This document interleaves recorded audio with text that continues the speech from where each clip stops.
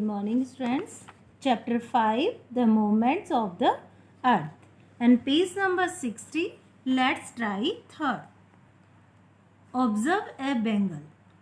Carefully that your teacher spins on the table 3 times. Now answer the following questions in the space provided. देखिए एक आपके practical चीज़ है जिसमें आपको क्या करना है, एक बेंगल लेते हैं अपन, है ना। तो आप जब उसको, अब जैसे ये तो टीचर्स के साथ में किया गया है, लेकिन अभी देखिए टीचर हम लोग आपके साथ में नहीं है, तो आप इसको अपने घर पे भी करके देख सकते हैं। तो आप उसको स्पिन करेंगे ना, जब उसको घुमाएंगे ऑन द टेबल के ऊपर घुमाएंगे तो 3 टाइम्स में आपको करना है, क्योंकि एक बार 1 टाइम में कैसे आप फील करते हो, सेकेंड टाइम में क्या होता है, ये इस तरह से करके। तो ऑब्जर्व ए बेंगल केयरफुली, आपको सावधानी से एक बेंगल को ऑब्जर्व करना है और आपको उसको 3 टाइम्स को उसको स्पिन्स करवाना है।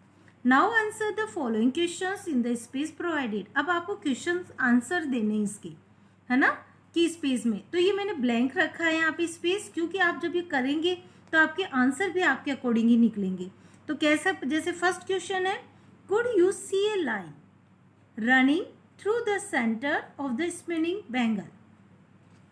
अब देखिए कभी आपने देखा होगा कि एक स्पिनिंग टॉप होता है, आपके पास में होता था, छोटे बच्चे जब हमेशा तो उसको घुमाते थे काफ़ी देर तक। तो आप उन्हें देख सकते हो कि एक लाइन हमारी वहाँ पे बन जाती है, यानी पास में से एक लाइन टाइप में दिखाई देती है, जो दौड़ती हुई मतलब दिखाई देती है केंद्र से। तो वो स्पिनिंग जो बेंगल है उस केंद्र में से जब वो घूमता रहता है, तो क्या लाइन को आप देख सकते हो, उस लाइन को देख सकते हो क्या। जब वो घूमती है, हल्की होती है तो हम देख लेते हैं, लेकिन जो वो तेज हो जाती है तो हम उस लाइन को हम देख नहीं पाते। तो ये आप प्रैक्टिकल करके देखना कि आप ये यस या नो, तो ये आप कह सकते हो कि हाँ हम यस कर सकते हैं कि हम देख सकते हैं, क्योंकि तब तो हम देख पाते हैं ना उस लाइन को।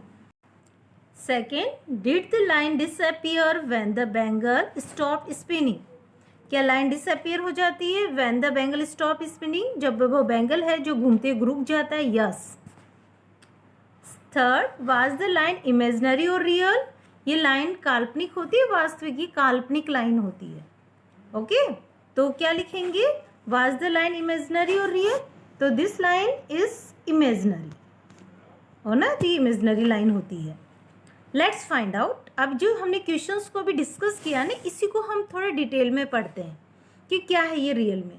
तो एक्सिस यानी अक्ष या धुरी होती है। तो if we look at a spinning top, देखिए अभी मैंने बात की कि आप स्पिनिंग टॉप पे बहुत खेले हुए होंगे और आपने देखा भी होगा इसे। तो यदि हम देखते हैं कि स्पिनिंग टॉप की तरफ, we will see that it is spinning around a line that seems to run through the centre of the top. तो हम क्या देखेंगे, जो स्पिनिंग है ये, जो इसका क्या होता है, घूर्णन हो रहा है, या मतलब जो घूम रही है वो अराउंड ए लाइन, एक लाइन के चारों तरफ। अब ये देखिए आप जनरली प्रैक्टिकल जरूर करके देखना, अपने घर पे देखना, आप बिल्कुल इसको है ना इजीली आप समझ जाओगे, क्योंकि जब हम घुमाते हैं स्पिनिंग टॉप को तो उसमें बीच में एक लाइन हमें दिखती है, जो कि एक इमेजिनरी लाइन होती है। जब वो स्टॉप हो जाती है तो वो लाइन भी डिसअपियर हो जाती है। तो around a line that seems to run through the centre of the top, तो हमें ऐसा प्रतीत होता है कि जो एक लाइन बनी है जो रन थ्रू द सेंटर, वो उसके केंद्र में, उस लाइन के जो वो टॉप है हमारे, उसके केंद्र में चल रही है, यानी दिखाई लगती है कि भाई हाँ है उसमें। If we pick it up the line seems to disappear, यदि हम इसे उठा लेते हैं तो लाइन क्या होती है, सीम्स टू डिसअपियर। तो लाइन कैसे प्रतीत होती है कि अरे गायब हो गई हो, है ना। तो जब हम इसे उठाते हैं तो वो लाइन जो होती है वो क्या हो जाती है, गायब होने लगती है, गायब हो जाती है। It reappears again on spinning the top, और ये दोबारा प्रकट हो जाती है जब हम इसको क्या करते हैं, स्पिनिंग करते हैं उस टॉप को दोबारा। This imaginary line knows as an axis, ये जब ये काल्पनिक लाइन है इसको ही हम क्या कहते हैं, धुरी कहते हैं या अक्ष कहते हैं, ठीक है। Can be seen on all spinning object, आप और सभी जो स्पिनिंग ऑब्जेक्ट को देख सकते हैं, लाइक ए स्पिनिंग कॉइन, एक मतलब घूमता हुआ आप सिक्का भी देख सकते हैं, और स्पिनिंग बैंगल भी देख सकते हैं। This axis can be vertical, horizontal और टिल्टेड होती है। ये जो हमारा ये अक्ष होता है वो कैसा होता है, लंबवत भी होता है, क्षैतिज में भी होता है और झुका हुआ भी हो सकता है, ये किसी भी पोजीशन में हो सकता है। क्लियर? तो देखिए आप फिगर 4 देख पा रहे हैं, यहाँ पे सबको नजर आ रहा है फिगर 4। तो axis running through the spinning coin.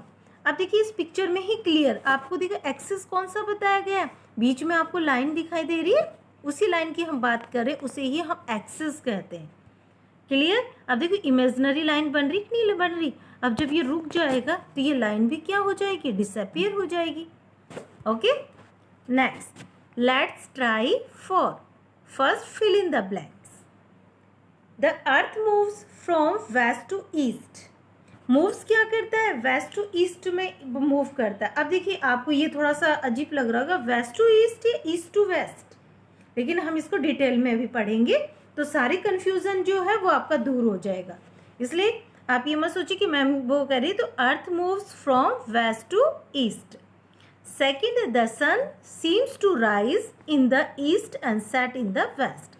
हमें सूर्य कैसा प्रतीत होता है, उदय होता हुआ ईस्ट में और अस्त होता हुआ कहाँ दिखाई देता है, वेस्ट में। Second, answer the following questions. अब हमें कुछ क्वेश्चंस के आंसर देने हैं। तो name the two movements of the अर्थ। अब पृथ्वी की दो गतियों के बारे में हमें बताना है, उनके नाम बताना है। The two movements of the earth are movement on its axis and movement around the sun. तो उसकी दो गतियाँ कौन कौन सी होती है, एक तो अपनी धुरी पे गति करना और एक पृथ्वी की सूर्य के चारों ओर गति करना। क्लियर? सेकेंड है व्हाट इज एन एक्सिस, यानी अक्ष क्या है। An axis is a line that seems to run through the center of the spinning object. अब एक अक्ष क्या है, एक रेखा होती है जो कैसी प्रतीत होती है, जो कि क्या होती है, रन थ्रू, जो दौड़ती हुई प्रतीत होती है, यानी चलती हुई लगती है हमें। सेंटर जो केंद्र में होती है ना, जो भी स्पिनिंग ऑब्जेक्ट होते हैं, जो घूमने वाले जो ऑब्जेक्ट होते हैं, उसके बीच में हमें दिखाई देती है। Third, Why is the axis called an imaginary line?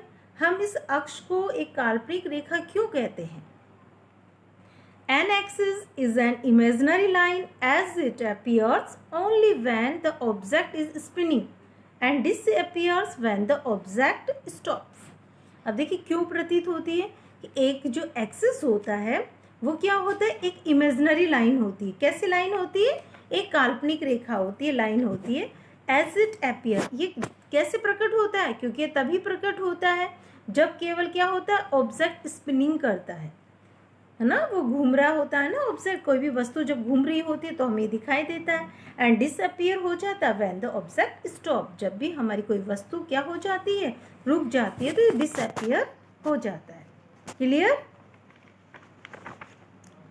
Let's find out. अब आगे हम इसी को क्वेश्चंस को और खोजते हैं। The earth's axis. अब हम पृथ्वी की धुरी के बारे में पढ़ते हैं। Like all spinning objects the earth also spins on its axis and completes one round in 24 hours.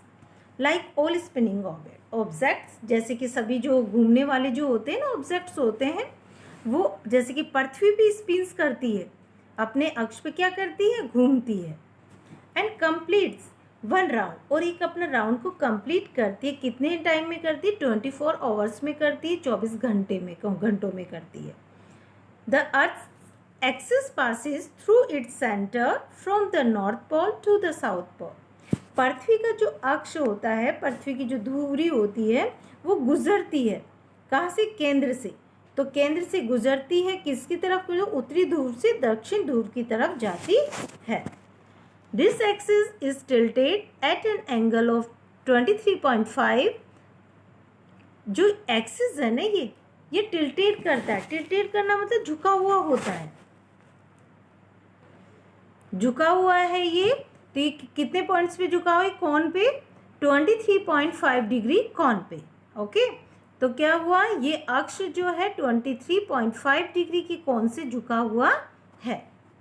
The earth spins on its imaginary axis from west to east. और पृथ्वी जो होती है वो अपनी काल्पनिक धुरी पर पश्चिम से पूर्व की ओर घूमती है। क्लियर? द अर्थ स्पिन्स यानी घूमना, इमेजिनरी यानी काल्पनिक, और एक्सिस होता है हमारा अक्ष, धुरी जो होती है फ्रॉम वेस्ट टू ईस्ट यानी पश्चिम से पूर्व की ओर घूमती है। The sun appears to rise in the east, और सूर्य हमें कैसा प्रतीत होता है, उदय होता हुआ। कैसे उदय होता है, ईस्ट में। And set in the west due to spinning of the earth on its axis from west to east. किसके कारण होता है ये, जब पृथ्वी हमारी स्पिनिंग करती रहती है ना, घूमती हुई होती है ना पृथ्वी अपनी धुरी पे घूमने के कारण हमें क्या लगता है कि सूर्य तो पूर्व में उदय हो रहा है और पश्चिम में अस्त होता हुआ प्रतीत होता है। क्लियर। अब देखिए आप पिक्चर भी आप देख पा रहे, तो हम पिक्चर को भी डिस्कस करते हैं पहले। तो आपको देखो ये अर्थ दिखाई दे रही है हमारी, तो अब इसी को पहले पॉइंट्स को डिस्कस कर लेते हैं। अब देखिए यहाँ पे ईस्ट और वेस्ट भी आपको दिखाई दे रहा है, सर्कल बना हुआ हमारे। फिर है earth rotating from west to east. अब पृथ्वी हमारी जो घूमती है, रोटेटिंग करती है यानी अपना घूर्णन करती है। घूर्णन का मतलब क्या होता है, घूमना, चक्कर लगाना। कहाँ से, पश्चिम से पूर्व की ओर लगाती है। एक्सिस दिया गया है, एक्सिस आपको बताया गया है कि हमारी इमेजिनरी लाइन होती है एक्सिस जो यहाँ पे है। तो और नॉर्थ पोल है हमारा, ऊपरी साइड जो नॉर्थ पोल होता है, और नीचे वाला जो साइड होता है वो साउथ पोल होता है। क्लियर। तो ये क्या है, अर्थ स्पिनिंग अलोंग इट्स एक्सिस। तो क्या है, पृथ्वी अपनी धुरी के साथ घूमती है। ये फर्स्ट पिक्चर। सेकंड पिक्चर में आप देख पा रहे हो, इसमें भी अर्थ का ही पिक्चर लिया गया है, लेकिन क्या है, एक्सियल टिल्ट बताया गया। एक्सियल टिल्ट का मतलब वो अक्षीय झुकाव है ना, एक्सिस होता है हमारे, तो एक्सियल टिल्ट करने का मतलब अक्षीय झुकाव से मीन किया गया। तो पृथ्वी देखो आप डायग्राम के द्वारा देख रहे हो, हमारे यहाँ पे एक्सिस बना हुआ है, ये इमेजिनरी लाइन बनी हुई है, और फिर बाद में उसके बाद में हमारे एक टिल्ट करता हुआ भी दिखाई दिया, तो इसे एक्सियल टिल्ट बोलेंगे। और ओके, और ये पॉइंट हमारे दिया गया है यहाँ पे, तो आप देख पा रहे हैं 23 1/2 हाफ है डिग्री है यहाँ पे। The earth axis tilted at 23 1/2 है यानी हाफ है, 23 हाफ है डिग्री है। तो क्या हुआ, पृथ्वी की धुरी जो है वो 23 हाफ पे झुकी हुई है। Rotation, the motion of the earth on its axis once in 24 hours is called rotation। 24 घंटे में एक बार पृथ्वी की अपनी दूरी पे गति को हम क्या कहते हैं, रोटेशन कहते हैं। Okay. As the earth takes about 24 hours to complete one rotation.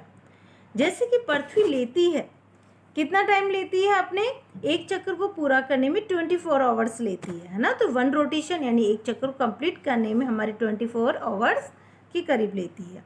It is known as the daily rotation of the earth.